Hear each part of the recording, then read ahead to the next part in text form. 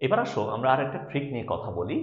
এটাতে হচ্ছে তোমাকে এই টাইপের যদি কোনো প্রবলেম দেয়, যেমন sin n pi plus minus one to the power n pi by four, like এরকম দিছে sin 2n plus one pi plus alpha cos 2n pi plus minus pi by four four cos n pi, এই টাইপের problem তোমাকে দিছে। তোমাকে যদি আমি এখন এই টাইপের প্রবলেমগুলো সলভ করতে বলি, তাহলে এটার অ্যান্সার কিরকম আসবে এটা একটু দেখো। এটার অ্যান্সার কিরকম আসবে? ধরো এখানে তোমার কিন্তু n সম্পর্কে কিছুই বলে দেওয়া নাই, তাই না? n সম্পর্কে তোমার কিছুই বলে দেওয়া নাই। তার মানে n সমান তুমি কিছু একটা ধরে নিতে পারবা, তাই না ভাই? 1 0 কিছু একটা ধরে নিতে পারবা। তো তুমি একটা কাজ করো, আমি যদি এখান থেকে n সমান 0 বসাই, n সমান যদি 0 বসাই, তাহলে আমাদের অ্যান্সারটা কত আসে একটু দেখি। অ্যান্সারটা কত আসে দেখি। সাইন, তাহলে এটা 0 হয়ে যাবে, মানে 1/0 মানে হচ্ছে 1, জাস্ট সাইন পাই বাই 4 আসবে। তার মানে এখান থেকে রেজাল্টটা আসবে আমাদের 1/√2। আমাদের রেজাল্টটা কত আসবে? 1/√2, দ্যাটস ইট, আমাদের এটাই অ্যান্সার।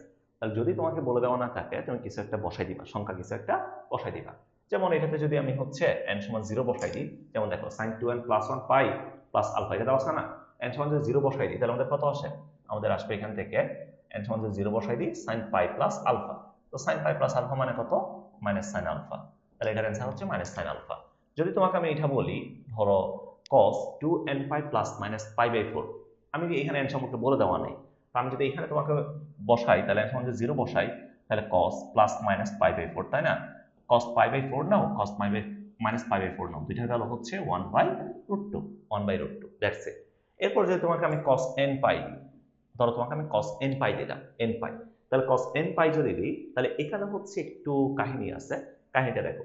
কাহিনীটা হচ্ছে দেখো, cos পাই যদি আমি তোমাকে বলি, cos পাই এর ভ্যালু কত? cos পাই এর ভ্যালু হচ্ছে cos পাই এর ভ্যালু হচ্ছে -1। cos পাই এর ভ্যালু কত? -1। যদি আমি তোমাকে বলি cos 2 পাই এর ভ্যালু কত? cos 2 পাই এর ভ্যালু কত? cos 2 পাই এর ভ্যালু হচ্ছে +1। cos 2 পাই এর ভ্যালু হচ্ছে +1। এই সবগুলো তো অবভিয়াসলি তোমাকে এই জিনিসটা অন্তত বলে দেওয়া থাকবে, ব্যালেন্সড পূর্ণ সংখ্যা আছে, এটা তোমাকে বলে দেওয়া থাকবে। দেখো তাহলে cos pi equals to -1, cos 2 pi equals to কত? 1। তাহলে এখান থেকে দেখো n হচ্ছে পূর্ণ সংখ্যা আছে, তার মানে হচ্ছে n তোমার জোড়ও হইতে পারে, আবার কি n বিজোড়ও হইতে পারে। তো এখান থেকে হচ্ছে আমাদের রেজাল্ট কি আসবে? দুটোটাকে যদি কম্বাইন করি, তাহলে +-1 আসবে, +-1 আসবে, ঠিক আছে? সো তুমি হচ্ছে এভাবে, যদি তোমাকে বলে দেওয়া না থাকে, তাহলে কিছু একটা বসাই তুমি এখান থেকে মানটা বের করে ফেলতে পারবা। বুঝতে পারছো আমার কথা? তো এগুলো কিন্তু হচ্ছে তুমি যদি নর্মালি আমি চিন্তা করতে যাও, তাহলে কিন্তু অনেক সময় লাগবে। এভাবে তুমি অ্যাজাম্পশন দিয়ে, মানে একটা বসাই জাস্ট চেক করে তুমি বের করে দিবা, শেষ। ক্লিয়ার? ওকে।